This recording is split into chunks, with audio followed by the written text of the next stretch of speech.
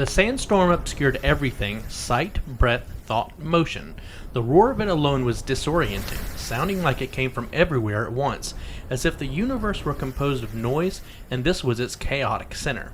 The 7 heroes walked step by step through the murky gale, holding on to one another so as to not to get lost. R2 was first, following the signal of the homing device, which sang to him in a language not garbled by the wind. 3PO came next, then Leia guiding Han, and finally Luke and Lando, supporting the hobbling Wookiee. R2 beat loudly, and they all looked up. Vague, dark shapes could be seen through the typhoon. "I don't know," shouted Han. "All I see is a lot of blowing sand." "That's all any of us can see," Leia shouted back. "Well, then I guess I'm getting better." For a few steps, the dark shapes grew darker, and then out of the darkness, the Millennium Falcon appeared, flanked by Luke's X-Wing and a 2-seater Y-Wing. As soon as the group huddled under the bulk of the Falcon, the wind died down to something more describable as a severe weather condition. 3PO hit a switch, and the gangplank lowered with a hum. Solo turned to Skywalker. "I've got to hand it to you, kid. You were pretty good out there." Luke shrugged it off. "I had a lot of help." He started toward his X-Wing. Han stopped him, his manner suddenly quieter, even serious. "Thanks for coming after me, Luke." Luke felt embarrassed. For some reason, he didn't know how to respond to anything but a wisecrack from the old pirate. "Think nothing of it," he finally said. "No, I'm thinking a lot about it. That carbon freeze was the closest thing to dead there is. And it wasn't just sleeping, it was a big, wide awake nothing. A nothing from which Luke and others had saved him, put their own lives in great peril at his expense, for no other reason than that. He was their friend. This was a new idea for the cocky Solo, at once terrible and wonderful. There was jeopardy in his turn of events. It made him feel somehow blinder than before, but visionary as well. It was confusing. Once he was alone, now he was apart. That realization made him feel indebted, a feeling he'd always abhorred, only now the debt was somehow a new kind of bond, a bond of brotherhood. It was even freeing in a strange way. He was no longer so alone. No longer alone. Luke saw a difference had come over his friend like a sea change. It was a gentle moment. He didn't want to disturb it, so he only nodded. Chewie growled affectionately at the young Jedi warrior, musing his hair with like a proud uncle, and Leia warmly hugged him. They all had great love for Solo, but somehow it was easier to show it by being demonstrative to Luke. "I'll see you back at the fleet," Luke called, moving toward his ship. "Why don't you leave that crate and come with us?" Solo nudged. "I have a promise I have to keep first, to an old friend." A very old friend. He smiled to himself in afterthought. "Well, hurry up," Leia urged. "The entire alliance should be assembled by now." She saw something in Luke's face. She couldn't put a name to it, but it scared her and simultaneously made her feel closer to him. "Hurry back," she repeated. "I will," he promised. "Come on, R2." R2 rolled toward the X-Wing, beeping a farewell to 3PO. "Goodbye, R2, 3PO called out fondly. "May the Maker bless you. You will watch out for him, won't you, Master Luke?" But Luke and the little droid were already gone, on the far side of the flyer. The others stood without moving for a moment, trying to see their futures in the swirling sand. Lando jarred them awake. "Come on, let's get off this miserable dirt ball." His luck here had been abominable. He had hoped to fare better in the next game. It would be house rules for a while, he knew, but he might be able to load a few dice along the way. Solo clapped him on the back. "Guess I owe you some thanks, too, Lando. Figured if I left you frozen like that, you'd just give me bad luck the rest of my life, so I might as well get you unfrozen sooner as later." "He means you're welcome," Leia smiled. "We all mean you're welcome." She kissed Han on the cheek to say it personally one more time. They all headed up the ramp to the Falcon. Solo passed just before going inside and gave the ship a little pat. "You're looking good, old girl. I never thought I'd live to see you again." He entered at last, closing the hatch behind him. Luke did the same in the X-Wing. He strapped himself into the cockpit, started up the engines, felt the uncomfortable roar. He looked at his damaged hand. Wires crossed aluminum bones like spokes in a puzzle. He wondered what the solution was, or the puzzle for that matter. He pulled a black glove over the exposed infrastructure, set the X-Wing's controls, and for the second time in his life he rocketed off his home planet into the stars. The Super Star Destroyer rested in space above the half-completed Death Star battle station and its green neighbor, Endor. The destroyer was a massive ship, attended by numerous smaller warships of various kinds which hovered or darted around the great mothership like children of different ages and temperaments, medium-range fleet cruisers, bulky cargo vessels, TIE fighter escorts. The main bay of the destroyer open, space silent. An Imperial shuttle emerged and accelerated toward the Death Star, accompanied by 4 squads of fighters. Darth Vader watched their approach on the view screen in the control room of the Death Star. When docking was imminent, he marched out of the command center, followed by Commander Jerjerrod and a flanks of Imperial stormtroopers, and headed toward the docking bay.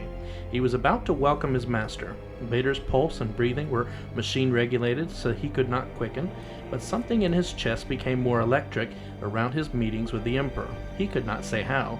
A feeling of fullness, of power, of dark, a demon mastery, of secret lust, unrestrained passion, wild submission, all these things were in Vader's heart as he neared his Emperor.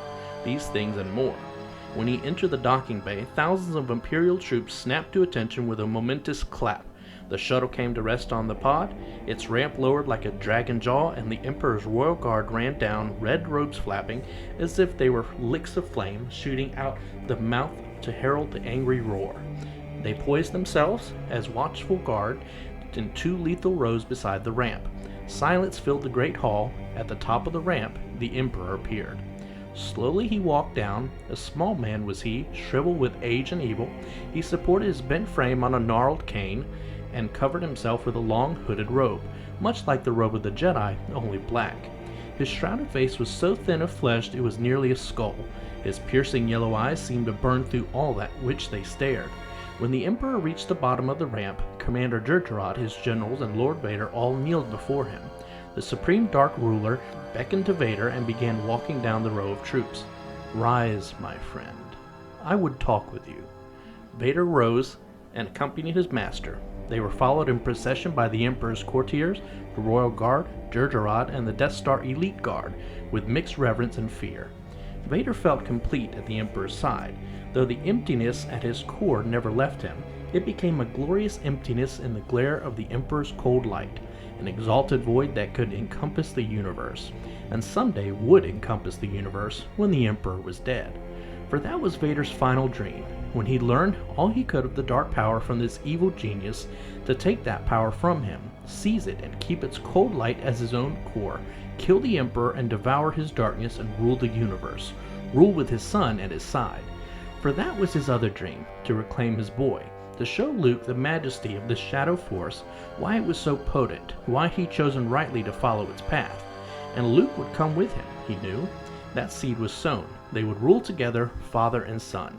His dream was very close to realization. He could feel it. It was near.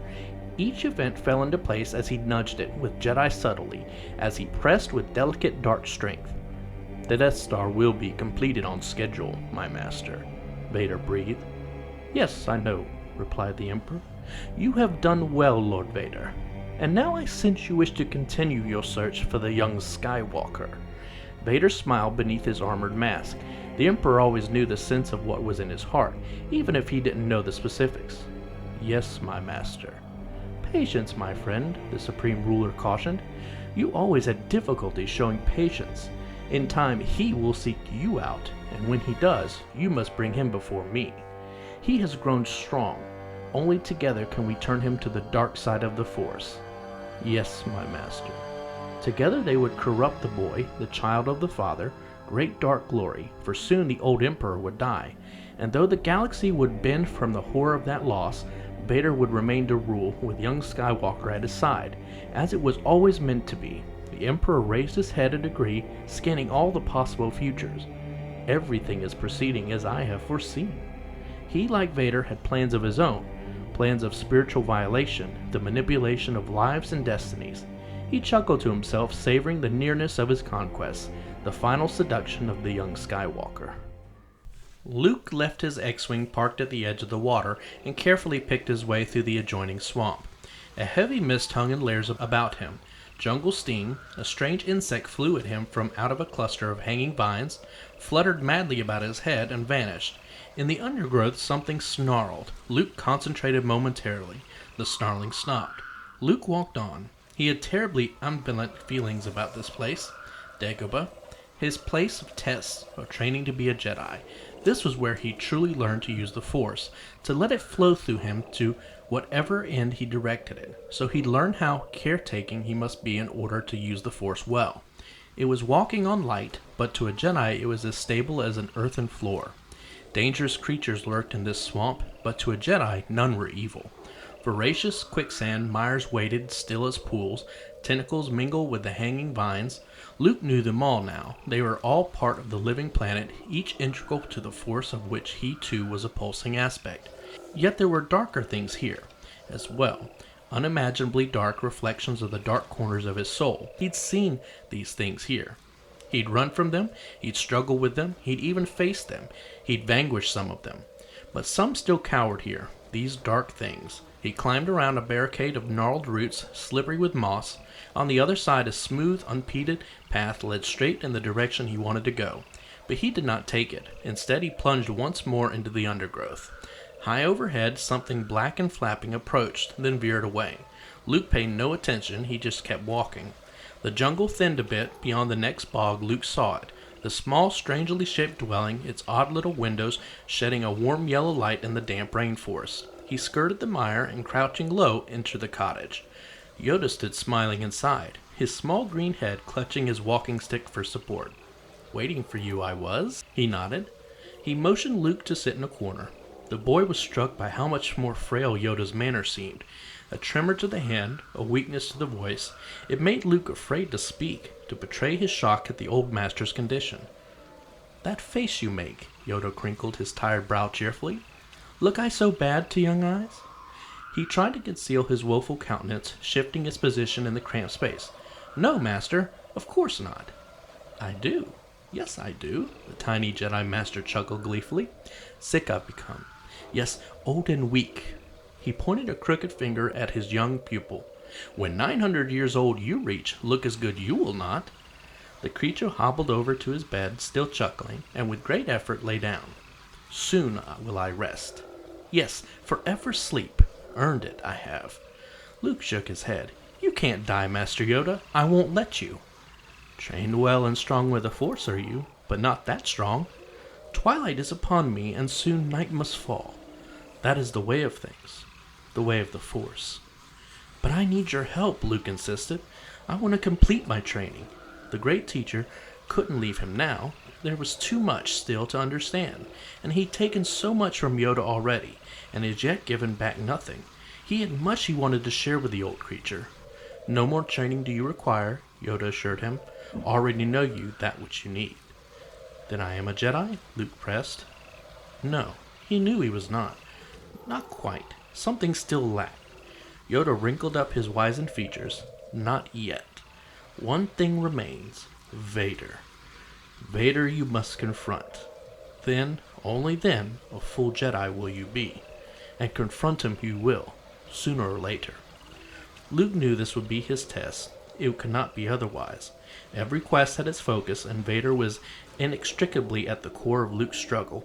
It was agonizing for him to put the question to words, but after a long silence he again spoke to the old Jedi. "Master Yoda, is Darth Vader my father?" Yoda's eyes filled with a weary compassion. This boy was not yet a man complete. A sad smile creased his face. He seemed almost to grow smaller in his bed. "A rest I need. Yes, a rest." Luke stared at the dwindling teacher, trying to give the old one strength just by the force of his love and will. "Yoda, I must know," he whispered. "Your father he is," Yoda said simply. Luke closed his eyes, his mouth, his heart, to keep away the truth of what he knew was true. "Told you, did he?" Yoda asked. Luke nodded but did not speak. He wanted to keep the moment frozen, to shelter it here, to lock time and space in this room, so it could never escape into the rest of the universe with this terrible knowledge, this unrelenting truth. A look of concern filled Yoda's face. "Unexpected this is, and unfortunate." "Unfortunate that I know the truth?" A bitterness crept into Luke's voice, but he couldn't decide if it was directed at Vader, Yoda, himself, or the universe at large. Yoda gathered himself up with an effort that seemed to take all his strength. "Unfortunate that you rushed to face him, that incomplete was your training, that not ready for the burden were you. Obi-Wan would have told you long ago had I let him. Now a great weakness you carry. Fear for you I do. Fear for you, yes." A great tension seemed to pass out of him, and he closed his eyes. "Master Yoda, I'm sorry." Luke trembled to see the potent Jedi so weak. "I know. But face Vader again you must, and sorry will not help. He leaned forward and beckoned Luke close to him. Luke crawled over to sit beside his master. Yoda continued, his voice increasingly frail. Remember, a Jedi's strength flows from the Force. When you rescued your friends, you had revenge in your heart. Beware of anger, fear, and aggression. The dark side are they. Easily they flow, quick to join you in a fight. Once you start down the dark path, forever will it dominate your destiny. He lay back in bed. His breathing became shallow. Luke waited quietly, afraid to move, afraid to distract the Old One in iota, lest it jar his attention even a fraction from the business of just keeping the void at bay. After a few minutes, Yoda looked at the boy once more, and with a maximum effort, smiled gently, the greatness of his spirit, the only thing keeping his decrepit body alive. Luke, of the Emperor beware. Do not underestimate his powers, or suffer your father's fate you will. When gone I am, the last of the Jedi will you be. Luke, the Force is strong in your family. Pass on what you have learned. He began to falter. He closed his eyes. There is another sky. He caught his breath and exhaled, his spirit passing from him like a sunny wind blowing to another sky. His body shivered once and he disappeared. Luke sat beside the small empty bed for over an hour, trying to fathom the depth of this loss. It was unfathomable. His first feeling was one of boundless grief. For himself, for the universe, how could such a one as Yoda be gone forever? It felt like a black, bottomless hole had filled his heart, where the part that was Yoda had lived. Luke had known the passing of old mentors before. It was helplessly sad and inexorably a part of his own growing. Is this what coming of age was then? Watching beloved friends grow old and die? Gaining a new measure of strength or maturity from their powerful passages? A great weight of hopelessness settled upon him just as all the lights in the little cottage flickered out. For several more minutes he sat there, feeling it was the end of everything, that all the lights in the universe had flickered out. The last Jedi sitting in a swamp while the entire galaxy plotted the last war. A chill came over him, though disturbing the nothingness into which his consciousness had lapsed. He shivered, looked around. The gloom was impenetrable. He crawled outside and stood up. Here in the swamp, nothing had changed. Vapor congealed to drip from dangling roots back into the mire, in a cycle it had repeated 1,000,000 times, would repeat forever. Perhaps there was his lesson. If so, it cut his sadness not a whit. Aimlessly he made his way back to where the ship rested. R2 rushed up, beeping an excited greeting, but Luke was disconsolate and could only ignore the faithful little droid.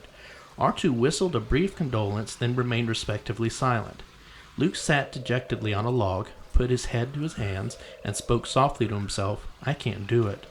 I can't go on alone. A voice floated down to him on the dim mist. Yoda and I will be with you always. It was Ben's voice. Luke turned around swiftly to see the shimmering image of Obi-Wan Kenobi standing behind him. Ben, he whispered. There were so many things he wanted to say. They rushed through his mind all in a whirl, like the churning, puffed cargo of a ship in a maelstrom. But one question rose quickly in the surface above all the others. Why, Ben? Why didn't you tell me? It was not an empty question. I was going to tell you when you completed your training, the vision of Ben answered, but you found it necessary to rush off unprepared. I warned you about your impatience. His voice was unchanged, a hint of scolding, a hint of love. You told me Darth Vader betrayed and murdered my father. The bitterness he felt earlier with Yoda had found its focus now on Ben. Ben absorbed the vitriol undefensively, then patted it with instruction. Your father, Anakin, was seduced by the dark side of the Force. He ceased to be Anakin Skywalker and became Darth Vader. When that happened, he betrayed everything that Anakin Skywalker believed in. The good man who is your father was destroyed. So what I told you was true, from a certain point of view. A certain point of view? Luke rasped derisively. He felt betrayed by life more than anything else, though only poor Ben was available to take the brunt of his conflict. Luke, Ben spoke gently, you're going to find that many of the truths we cling to depend greatly on our own point of view. Luke turned unresponsive. He wanted to hold on to his fury, to guard it like a treasure. It was all he had.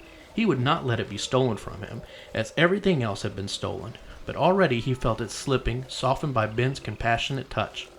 "I don't blame you for being angry," Ben coaxed. "If I was wrong in what I did, it certainly wouldn't have been for the first time. You see, what happened to your father was my fault." Luke looked up with a sudden acute interest. He'd never heard this and was rapidly losing his anger to fascination and curiosity, for knowledge was an addictive drug, and the more he had, the more he wanted. As he sat on his stump, increasingly mesmerized, R2 pedaled over, silent, just to offer a comforting presence. "When I first encountered your father," Ben continued, "he was already a great pilot, but what amazed me was how strongly the Force was with him. I took it upon myself to train Anakin in the ways of the Jedi. My mistake was thinking I could be as good a teacher as Yoda. I was not. Such was my foolish pride. The Emperor sensed Anakin's power, and he lured him to the dark side." He paused sadly and looked directly into Luke's eyes, as if he were asking for the boy's forgiveness. "My pride had terrible consequences for the galaxy." Luke was entranced. That Obi-Wan's hubris could have caused his father's fall was horrible. Horrible because of what his father had needlessly become. Horrible because Obi-Wan wasn't perfect, wasn't even a perfect Jedi. Horrible because the dark side could strike so close to home, could turn such right so wrong. Darth Vader must yet have a spark of Anakin Skywalker deep inside. "There is still good in him," he declared. Ben shook his head remorsefully. "I also thought he could be turned back to the good side. It couldn't be done. He is more machine now than man, twisted and evil." Luke sensed the underlying meaning in Kenobi's statement. He heard the words as a command. He shook his head back at the vision. "I can't kill my own father." "You should not think of that machine as your father." It was the teacher speaking again. "When I saw what he had become of him, I tried to dissuade him, to draw him back from the dark side. We fought. Your father fell into a molten pit.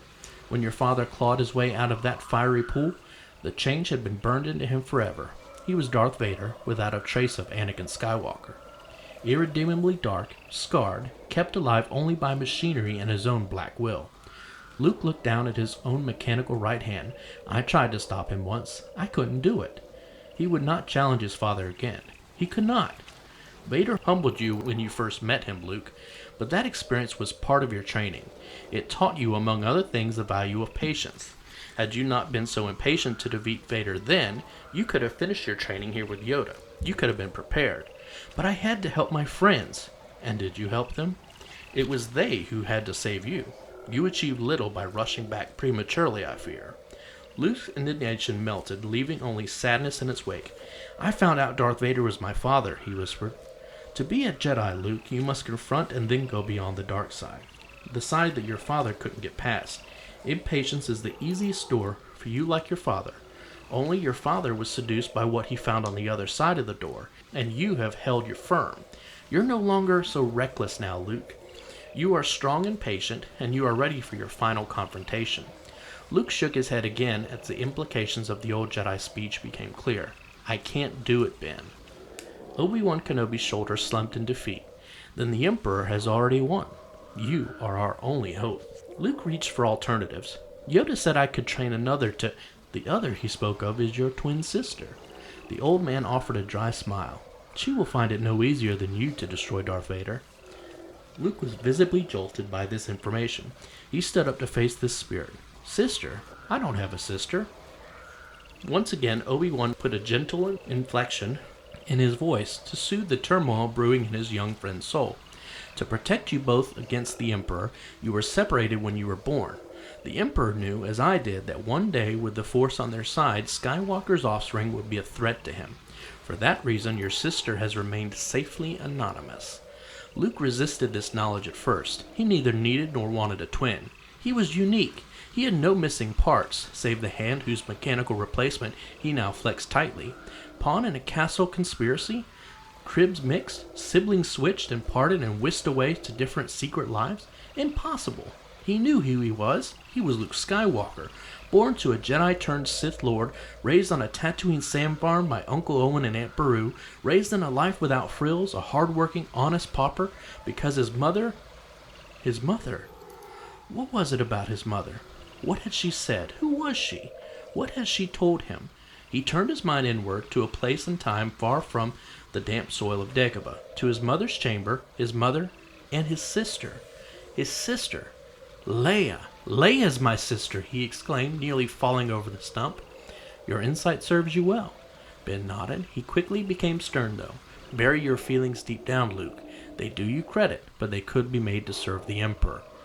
Luke tried to comprehend what his old teacher was saying. So much information, so fast, so vital, it almost made him swoon. Ben continued his narrative. When your father left, he didn't know your mother is pregnant. Your mother and I knew he would find out eventually, but he wanted to keep you both as safe as possible, for as long as possible. So I took you to live with my brother Owen on Tatooine, and your mother took Leia to live as the daughter of Senator Organa on Alderaan. Luke settled down to hear this tale as R2 nestled up beside him, humming in a subaudible register to comfort. Ben, too, kept his voice even, so that the sounds could give solace when the words did not. The Organa family was high-born and politically quite powerful in that system. Leia became a princess by virtue of lineage. No one knew she'd been adopted, of course, but it was a title without real power, since Alderaan had long been a democracy. Even so, the family continued to be politically powerful, and Leia, following in her foster father's path, became a senator as well. That's not all she became, of course. She became the leader of her cell in the alliance against the corrupt empire.